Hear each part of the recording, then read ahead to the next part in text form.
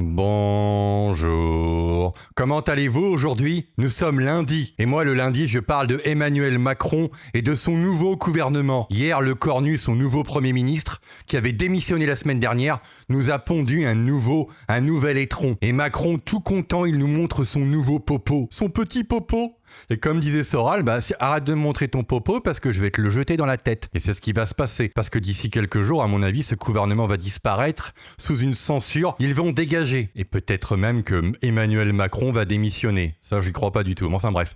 Dans cette vidéo, on va voir ça. On va voir le nouveau gouvernement. On s'en fout de qui ils sont. On s'en fout de où ils viennent. Parce que dans quelques jours, vous allez partir. Vous allez aller à France Travail et vous allez trouver un nouveau boulot. Parce qu'on va vous dégager, en fait. Voilà. Et sur ce, on va regarder tout ça. Il y a plein de problèmes avec les Républicains. Il y a une vendetta qui s'est faite contre les traîtres. Et on va aussi parler de motion de censure. Abonnez-vous, partagez, likez, commentez. Aimez-moi toujours, aimez-moi de tout votre petit cœur. Allez, c'est parti, on va commencer par une vidéo un peu longue, un peu chiante. De tomber après de longues heures d'attente. Alors un communiqué qui contient donc 34 noms, parmi lesquels Laurent Nunez, ministre de l'Intérieur, ou Catherine Vautrin, ministre... Laurent Nunez qui courait après les gens qui avaient un virus il y a 4 ans. Il courait après les gens qui n'avaient pas signé leur petit papier. Est-ce que j'ai le droit d'aller au magasin aujourd'hui, monsieur? Non. Tu n'as pas signé en bas. C'était lui, hein. C'est génial, hein. Des armées, Jean-Pierre Farandou, vous savez, l'ancien patron de la SNCF, et bien lui, devient ministre du Travail. Des nouveaux noms, des nouveaux visages, comme Monique. Encore un gros salaire, avec une retraite de la SNCF, plus une retraite de ministre. Parfait, petite carrière bien menée. Barbu, par exemple, qui devient ministre de la Transition écologique. Vous savez qu'Agnès Pannier-Runacher n'avait pas souhaité faire son retour dans ce nouveau gouvernement. Plus étonnant, elle a eu raison, hein. La présence de Gérald Darmanin, qui pourtant est dans une course vers la... Le retour de Moussa, on est content de le revoir. Présidentielle, Sébastien Lecornu avait demandé que ces noms n'en fassent pas partie. Serge Papin, là encore, une figure moins connue des Français, c'est l'ancien patron des supermarchés Super U. Eh bien, il devient... Pour une fois qu'un mec a une carrière avant, pas de bol pour lui, il va disparaître aussi. Tant pis pour toi. Ministre des petites et moyennes entreprises, Roland Lescure, qui avait été nommé la semaine dernière à l'économie, eh bien le reste, il sera donc en charge de préparer le budget si important. Autre figure qui reste, Annie Genevard à l'agriculture.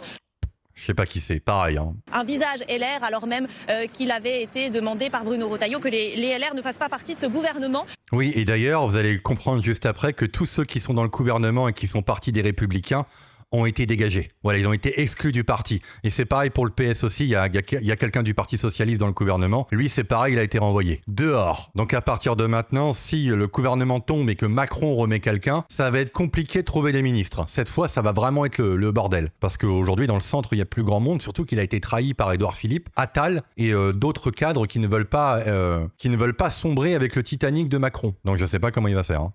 Édouard Geoffrey, lui, rejoint l'éducation nationale. Jean-Noël Barrot reste au ministre des Affaires étrangères. Rachida Dati, elle, reste à la culture. Stéphane Rist, lui, devient ministre de la Santé. Alors, pour Rachida Dati, c'est pareil, parce que si elle est pure républicain, elle va se présenter sous quelle étiquette pour la mairie de Paris?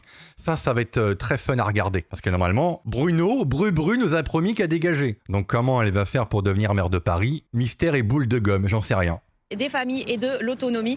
Naïma Mouchou devient ministre des Outre-mer. Elle remplace donc Manuel Valls. Françoise Gatel, ministre de l'Aménagement. Oui, Manuel Valls était dans l'ancien gouvernement. Je m'en souvenais même plus, moi non plus, mais pourquoi pas. Il va retourner en Catalogne, génial. Et Amélie de Montchalin au compte public. La liste est donc longue, 34 noms pour ce nouveau gouvernement, parmi lesquels encore d'autres nouveaux noms. Je voulais vous... Attends, tu vas tous les citer là? Citer aussi Laurent Panifouz, qui est chargé des relations avec le Parlement. Vous le savez, c'est une des figures qui a marqué ces dernières 48 heures, puisqu'il fait partie des Lyottes, ce groupe d'indépendants qui a essayé notamment de draguer, si vous me passez l'expression, le Premier ministre pour s'assurer que ce gouvernement ne sera pas censuré dans les jours à venir. Tu dis beaucoup de mots pour une personne qu'on ne connaît pas. Hein. Pardon, hein. Excuse-moi, je te coupe plus la parole, mais on sait pas qui c'est non plus. Maud Bréjon devient porte-parole du gouvernement. C'est une des figures de Renaissance. Et puis Aurore Berger conserve le... Ah, ouf. Ouf, la revoilà. Elle qui voulait censurer les réseaux sociaux, elle va pouvoir le faire. On est sauvés. On va pouvoir se faire censurer correctement. Ministère de l'égalité homme-femme. Encore quelques noms à vous donner, notamment au niveau des sports. Marina Ferrari, qui avait été nommée la semaine dernière, conserve son poste. Philippe Tabarot au transport. Un autre visage un peu moins connu des Français, Vincent Jeanbrun. Heureusement que tu l'as dit qu'il était beaucoup moins connu que les autres qu'on ne connaît pas, mais pourquoi pas. Et Jean Lebrun, la personne qu'elle parle, il a fait un débat avec Bardella il y a quelques jours où il a sorti des conneries à propos de Orban. Et aussi, il a à peine commencé qu'il est déjà visé par une enquête pour une attribution de logement dans sa mairie. Donc en fait, le gouvernement a à peine commencé, il y a déjà une affaire. C'est génial. C'est par lui, je suis bien content, parce que c'est un traître. Il est de droite à l'origine. Hein. C'est un traître et voilà. Il est en train de faire plonger ce gouvernement qui est à peine arrivé. Merci Macron. T'es vraiment un génie. Hein. L'ancien maire de La Île-et-Rose devient ministre de la Ville et du Logement. Voilà. C'est parfait. Un ministre du logement qui, en fait, pique des logements pour ses copains. Moi, je trouve ça génial. Au moins, on n'est pas dépaysé. On a l'habitude d'avoir ça dans les gouvernements. On n'est pas surpris. Pour la composition de cette nouvelle équipe, il y a également des ministres délégués que vous apprendrez à connaître, notamment David Amiel, ministre... J'ai hâte. Auprès de l'action et des comptes publics. Voilà pour cette répartition où l'Élysée nous indique que Sébastien Lecornu a eu, je cite, carte blanche pour composer ce gouvernement. Bien sûr que Macron n'a pas dit des noms comme ça ou n'a pas cherché à détruire les Républicains. Ce week-end, une forte représentation de la société civile, on l'a entendu dans ces noms, avec 8 noms et une diversité politique assez intéressante qui pourra peut-être conditionner la vie et la durée de vie de ce gouvernement. 11 Renaissance, 6 LR, 4 Modem, 3 Horizon, 1 UDI et un Lyot, donc qui compose ce gouvernement Lecornu 2, annoncé une semaine tout pile après le gouvernement Lecornu 1. Tout en sachant qu'ils vont tous déposer des motions de censure ce matin, donc est-ce que ça va durer longtemps? J'en sais rien. Bon, maintenant on va parler du rififi chez LR, comme dit F de Souche, parce que LR a décidé de se venger. Réaction immédiate, on se posait la question des Républicains. Eh bien, les Républicains annoncent à l'instant par communiqué que le parti exclut les ministres LR qui sont entrés au gouvernement. C'est fort quand même, hein. C'est très très fort. Le dernier qui a été dégagé, c'était Ciotti.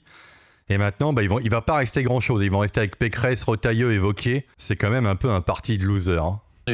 Réponse ferme et immédiate. Ouais, ça n'a pas duré longtemps. Faire un acte d'autorité, parce que c'est vrai que 6, c'est beaucoup. Et donc, ils décident de taper du poing sur la table. C'est aussi une manière, sans doute, de marquer des points vis-à-vis de Laurent Wauquiez, qui, quelque part, a laissé ses députés attaquer, critiquer la direction du parti. Je précise quand même que le porte-parole des Républicains... Oui, parce que les députés ne voulaient pas la dissolution. Ils veulent garder leur place. Parce que c'est pas sûr que les Républicains restent en poste. Quelqu'un qui était sur ce plateau il y a 10 minutes nous disait non, vous savez, nous, on décide de ce genre de choses lors d'un bureau politique. On ne prend pas les décisions comme ça. Je vous dis, Alice, je lui ai dit qu'il y aura plus de 4, parce qu'on le savait avec Marie, et c'était pas encore totalement confié. Je lui ai dit, et il a vraiment blémi, et il a voulu partir. Il fallait rejoindre Ciotti quand on vous l'a dit, il fallait rejoindre le RN, et vous n'en seriez pas là. Ça serait bien passé. Et on pourrait faire l'union des droites après ça. Tant pis pour vos mouilles. Allez, suivant. Ça parle encore des LR. Hein, parce que c'est vraiment l'info de la journée. Le reste, on s'en tape. Hein. Avant la dissolution de l'Assemblée nationale, il y a quand même une dissolution des LR dans le macronisme. Et ça, c'est quand même la première dissolution qu'il convient de noter. C'est-à-dire que Emmanuel Macron est en train de pratiquer ce que François Mitterrand a pratiqué en 1980 pour asphyxier la droite. Oui, il tire ses dernières cartouches. Il va mettre qui après? Là, il n'y a vraiment plus personne. Hein. Peut-être Valls, Darmanin, il rêve de ça. François Mitterrand avait étouffé la droite par le centre. Et Emmanuel Macron est en train de pratiquer exactement la même chose avec LR, où vous avez un parti finalement qui représente 2 tendances, une tendance plus macroniste que Macron, et une tendance qui ne veut pas travailler avec Emmanuel Macron. Je crois que la seule et unique solution serait que ce parti ferme. Oui, ce serait une bonne idée. Qu'il laisse le champ libre au RN et à Ciotti, ce serait très bien. Que ceux qui ne veulent pas travailler avec Emmanuel Macron rejoignent Éric Ciotti, parce que c'est exactement ce qu'avait dit Éric Ciotti en 2024, c'est-à-dire la rupture totale avec le macronisme et avec Emmanuel Macron. Et ceux qui veulent travailler avec Emmanuel Macron, ils peuvent s'associer avec Édouard Philippe, Gérald Darmanin. Bref. Il faut rappeler que Ciotti avait été courageux. Pendant 2 mandats, quand même. Pendant 2 mandats, LR a fait croire au peuple de droite qu'il fallait rompre avec le macronisme. C'est-à-dire ne pas participer au gouvernement tout en le soutenant sur les textes les plus importants, asile et immigration, retraite. Tout cela n'a plus de sens. Le peuple de droite a le droit d'avoir droit à la clarté. Et donc, l'heure est venue aujourd'hui d'appeler à la clarté. Et c'est pas... Non, mais il a raison, qu'ils dégagent, qu'ils aillent dans la Macronie, qu'ils deviennent centristes et qu'ils nous laissent le champ libre à droite. Qu'ils s'occupent de l'immigration et qu'il y ait un projet de droite. C'est tout ce qu'on demande. On demande pas grand-chose. Hein. C'est complètement fou, ça. En faisant voter les adhérents des Républicains pour la bonne cause, que la clarté sera revenue. La vraie clarté, c'est les urnes. Voilà, donc la dissolution. Ensuite, on va écouter Éric Nolot. Non, mais ça ne tiendra pas. Mais le spectacle de ce soir n'a aucune importance, que machin reste ou que truc parte. Oui, il a raison, on s'en fout complètement. Il s'agit pour Emmanuel Macron de gagner journée après journée. Je ne sais pas tellement dans quel but, parce que je ne vois pas comment on peut échapper à la dissolution. D'abord, je ne vois pas comment on peut échapper à la censure cette semaine et à la dissolution dans la foulée. Enfin, comment il va tenir jusqu'en 2027 ? Ça, c'est aussi une question, parce qu'après, il va servir à quoi ? À part voyager à l'étranger, s'il y a une censure et que le RN gagne, ou même que la gauche gagne, on ne sait jamais, n'espérons pas, il ne sert plus à rien, quoi. C'est vraiment une fin de règne assez catastrophique.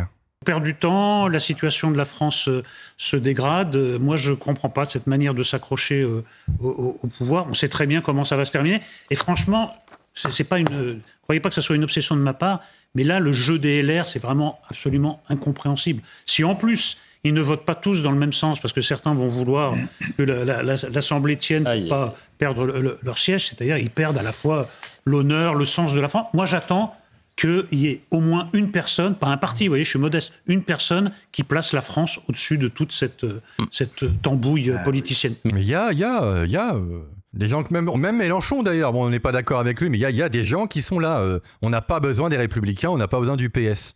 Ça dégage, partez, barrez-vous. Élodie Huchard. Élodie. Ok, ensuite on va écouter on va écouter Manon Aubry.